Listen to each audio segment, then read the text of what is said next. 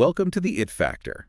We're Jemmy and I, exploring a new blog post by Mr. Len Kaplan, CEO of CDML, a managed service provider in Queens, NY, offering network management, voice over IP, unified communications as a service, cybersecurity, compliance, infrastructure as a service, cloud solutions, and Microsoft 365 and Azure solutions.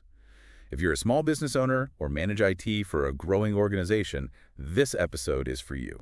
It really is. And honestly, it lands at a pretty interesting time in the tech cycle right now. We're seeing a really distinct shift in the wind. Yeah, I feel that too, because for the last year or so, it was all just hype. AI is going to do your laundry, write your novel, run your whole company. Right. But now, for a lot of the small business owners we talk to, reality has kind of set in. And that reality is a little underwhelming. Underwhelming is definitely a polite way to put it. We actually call it the trough of disillusionment. Oh, that's perfect, because people bought the licenses, right? They opened up Microsoft Copilot, stared at the blinking cursor, and now they mostly just use it to rewrite awkward emails. Exactly. Or summarize a meeting they spaced out in. Right. So it's treated as a novelty, like a cool parlor trick, but definitely not a game changer. And that is the exact problem Len Kaplan is attacking in this new piece. So the article is titled, AI Tips and Tricks, What Leadership Should Be Asking Copilot. But don't let the tips and tricks part fool you. No. No, this isn't about, keyboard shortcuts. Len's main thesis here is actually pretty aggressive. Aggressive how? Well, he's arguing that if you use Copilot merely as a writing assistant, just to spit out text, you are fundamentally misusing the tool. Okay. He compares it to driving a Ferrari in a school zone. You aren't just wasting its potential, you're missing the point of the machine entirely. Okay, so if it's not a writing assistant, what is it? Because, chat is literally right there in the interface of most of these tools. Len defines it as an executive intelligence engine. And this is the core concept we really need to unpack for this deep dive. An intelligence engine. Right. An intelligence engine doesn't just create new fluff, it synthesizes what you already have. It's about leveraging the AI to process the mountain of data your business has already produced but, hasn't actually utilized. That distinction feels really important, like creation versus synthesis. Creation is write me a blog post. Synthesis is read these 50 emails and tell me why we lost that client. Precisely. And Len gives us 5 very specific battle-tested prompts to help leaders actually make that shift. The first one deals with the absolute chaos of project management. Oh, this one definitely hit home for me. He calls it the weekly brief. Right. So let's set the scene. You're a business owner or maybe a project lead. You have a project, let's just use the article's example, Project Atlas, and you have a team of 6 people working on it.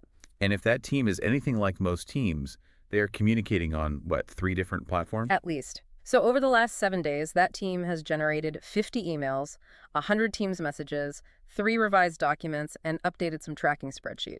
Now, as the boss, have you read every single one of those messages? Absolutely not. I would never get any actual work done. I'd usually just pull everyone into a meeting on Monday morning and say, so where are we? Which wastes an hour of everyone's time. So Len suggests a totally different approach. You don't ask the team, you ask the data. Okay. The prompt is simply, generate an executive weekly brief for Project Atlas. But you have to be pretty specific with that, right? You can't just say, summarize this. Correct. Specificity is the secret sauce here. Len advises you to explicitly ask Copilot to scan emails, Teams messages, and files from the past 7 days and extract 3 specific things. Which are? Key decisions made, unresolved risks, and missed deadlines. That unresolved risks part is the killer feature for me. That's the difference between a high school book report and an actual status check. Exactly, because a generic summary might just say, the team discussed the budget. Right, which isn't helpful. But a targeted prompt will get you. The team discussed the budget, but no approval was recorded, and the deadline was yesterday. That completely changes things. That allows for what Len calls oversight without micromanagement. Yes. You aren't nagging your team for updates. You're just getting the update directly from their digital exhaust.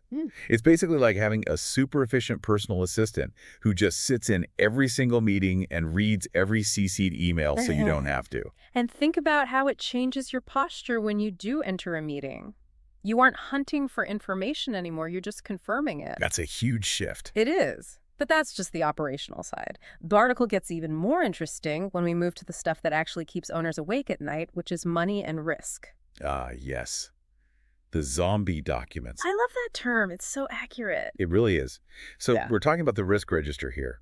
For anyone listening who might not use that term daily, it's that big tracking document listing everything that could possibly go wrong in the company. Supply chain failures, data breaches, a key employee leaving. Right, you create it because you have to. Maybe for a board meeting or maybe for some compliance audit. You color code it red, yellow, and green. And then what happens to it? You save it in some folder called 2024 Strategy, Yeah. and you literally never look at it again until next year. It dies. It becomes a zombie. Exactly. It's just static data sitting there. So Len suggests using Copilot to reanimate the zombie. The prompt here is analyze the risk register. You just feed that static document to the AI. But why, though? I mean, I can read my own document. You can, but can you spot the disconnects instantly?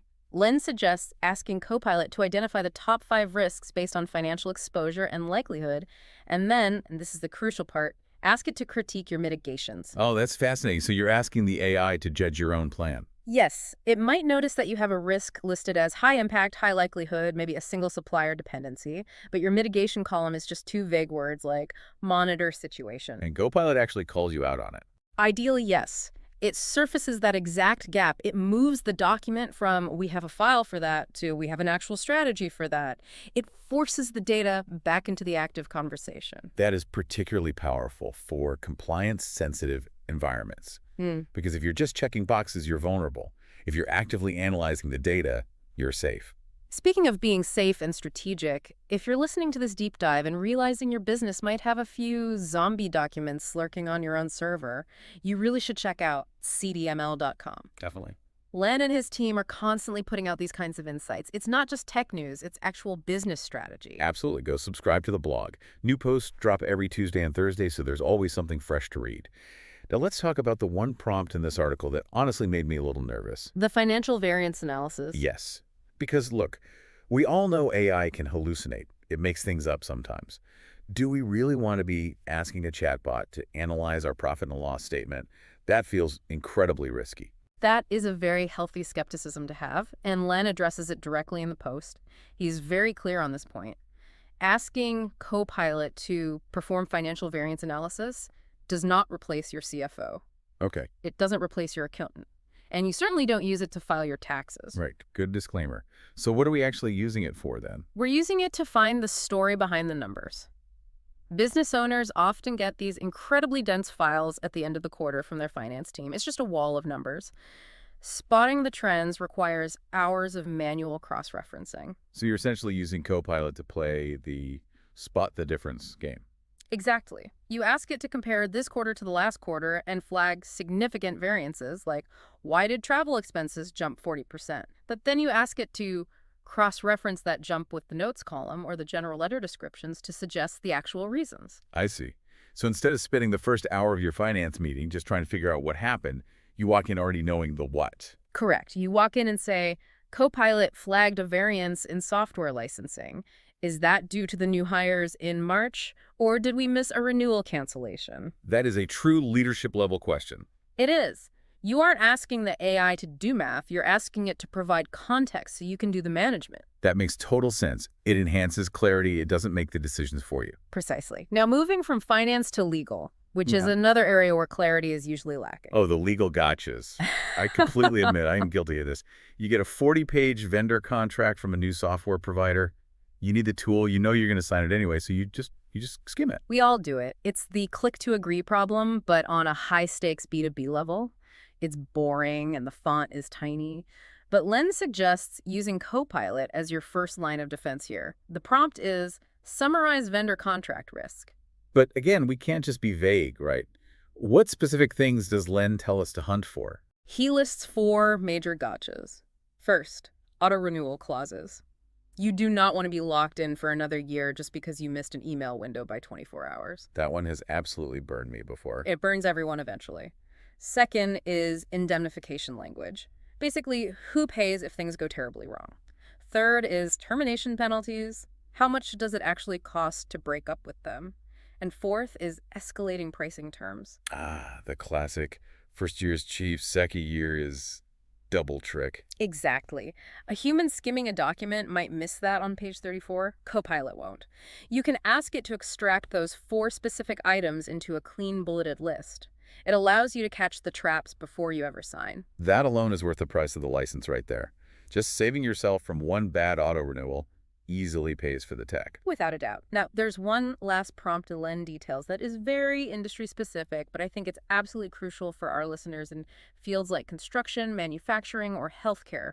This is the Workplace Safety Incident Summary. Right. When an incident happens, say a slip and fall on a job site, the documentation is usually a total mess. You've got a handwritten statement from a witness, a frantic text message from a foreman, a formal form filled out by HR, maybe a long email chain. And usually, those things are completely disconnected. Like, the text message might have a vital detail that never made it into the formal report. Exactly. And if a regulator comes knocking, inconsistency is exactly what gets you fined. Len suggests asking Copilot to ingest all those raw sources, the handwritten notes, the emails, the forms, and generate a unified executive summary with a clear timeline and impact analysis. So it ensures that the story you eventually tell the regulators perfectly matches the reality on the ground. Yeah. It highlights the inconsistencies before the inspector does. It completely supports regulatory readiness. It turns a pile of messy panic data into a coherent narrative. These are such practical examples. It really moves the whole conversation away from AI is magic to AI is a practical tool. By the way, if you're finding these prompts useful for your own business, do us a quick favor and hit that thumbs up button. It really helps other business owners find this deep dive. Please do, but we have to pivot now. I knew this was coming. Huh. We've been painting a very rosy picture so far, but Len's article has a very serious warning label attached to it. It does. The section is titled, A Critical Reminder About Governance. And honestly, this is the part that usually scares business owners, and frankly, it should. Because all these amazing prompts we just discussed, they entirely rely on Copilot being able to access your data. Correct. And here's the hard truth. Copilot doesn't know right from wrong. It doesn't know private from public. It only knows access or no access. Okay, let's play out the nightmare scenario then. I'm a CEO. I sit down and ask Copilot, what is the average salary of the sales team? So, Copilot scans your internal network. If your HR director accidentally saved the 2024 payroll spreadsheet in a folder that has everyone read permissions, Copilot reads it. And it answers me, which is fine, because I'm the CEO. But imagine a junior intern asks the exact same question, what are the salary bands for the executive team? If those permissions aren't strictly locked down, Copilot will happily answer them too. Yikes. So it's not hacking at all. It's just following the rules we set up poorly in the first place. Exactly. It's the oversharing problem. In the old days, we relied heavily on security by obscurity. If a file was buried 6 folders deep in some forgotten directory, nobody found it. It was effectively hidden because nobody had the time to dig. But Copilot is the ultimate digger. It completely flattens the file structure. Right. It doesn't care if the file is buried. If it has permission to read it, it reads it instantly.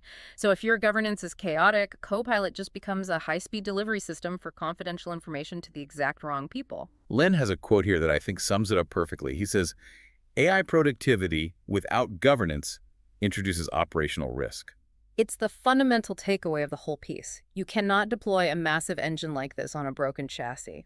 So before you start handing out licenses to your staff, Len provides a mandatory checklist. Let's walk through that checklist. What do we actually need to do before we turn the AI on? First is role-based access control. You need to audit who is an admin and who is just a user. Not everyone needs the keys to the kingdom. That seems pretty basic, but I bet a lot of small businesses completely overlook it. They do, all the time. Second is sensitivity labels. This is a specific Microsoft feature where you digitally stamp a document as confidential or internal only. So even if Copilot finds it, the label tells it to back off. Exactly. If a user without the right clearance asks about a labeled document, Copilot just says, I can't access that content. It's an essential safety net. Okay, what's next on the list? Third, review SharePoint permissions. You have to clean out the digital closet. You have to find those folders that were set to public 5 years ago for some temporary project and never switch back. And finally, enable audit logging. You need to always know who is asking the AI what. I feel like this is the part where a lot of business owners might just gloss over it because it sounds incredibly technical and tedious. It is technical, and it is tedious, but it is entirely non-negotiable. And that's exactly why the final part of Len's article explains how CDML actually helps with this exact process. Because deploying Copilot isn't just about throwing down a credit card and buying a subscription from Microsoft, is it? No, not at all. That's the easy part. CDML's approach is that they align the AI deployment with your actual security framework. They help assess your entire Microsoft 365 environment before the deployment even happens. And they mentioned specific compliance frameworks, too, in the post. Things like NYDFS, Yeah. HIPAA, NIST, GLBA. Right. If you are in healthcare or finance, you can't just turn on AI and hope for the best. You have to ensure it complies with those very strict regulations. CDML helps implement those sensitivity labels and permission structures so you don't accidentally violate a federal law just because a chatbot was trying to be too helpful. They also mentioned improving your Microsoft Secure Score. Which is a fantastic metric. It basically gamifies your cyber hygiene. It tells you exactly how vulnerable your setup is right now. Len's whole philosophy is that you should approach AI the exact same way you approach cybersecurity. It cannot be an afterthought. I really like the final thought Lynn leaves us with. Yeah. He calls Copilot a multiplier. Yes, that is the perfect mental model for this. Copilot is a multiplier. If your business is organized, structured, and strategic, Copilot multiplies that intelligence. It makes you faster and significantly smarter. But if your business is chaotic, if your files are a total mess, if your permissions are sloppy, Copilot just multiplies the chaos. It makes the mess faster, louder, and much more visible. That is such a powerful way to frame it. It's not a magic wand that fixes your broken business processes. It's just an amplifier of what your business already is. Correct. So the question isn't, what can AI do for me? The real question is my house in order enough to invite AI inside? And it leaves you with this chilling thought to chew on. If an AI is suddenly processing all your chaotic data, extracting the insights, and essentially serving up the decisions for you to just sign off on who is actually running the company, you or just the digital ghost of your own disorganized files. That is a very sobering thought. And if you aren't sure about the answer to that, or if you have a sneaking suspicion your house is not in order, that is exactly where CDML comes in. If you need to evaluate your environment for a secure Copilot deployment, you need to reach out to them. Absolutely. Do not go it alone. The risks of oversharing are just way too high. You need a guide who knows where all the digital landmines are buried. Well said. Well, this deep dive has been a real eye-opener. I'm definitely going to look at my own file permissions a little differently today. I know I have some old public folders I need to go delete right now. As you should. Better to do it today than tomorrow after the AI already finds them. Just a final reminder to you all listening. New blog posts from CDML drop every Tuesday and Thursday, so there is always something new to learn. You can find them all over at cdml.com. Stay curious and definitely stay secure. We're Jemmy and Nye. Thanks for listening. Till next time.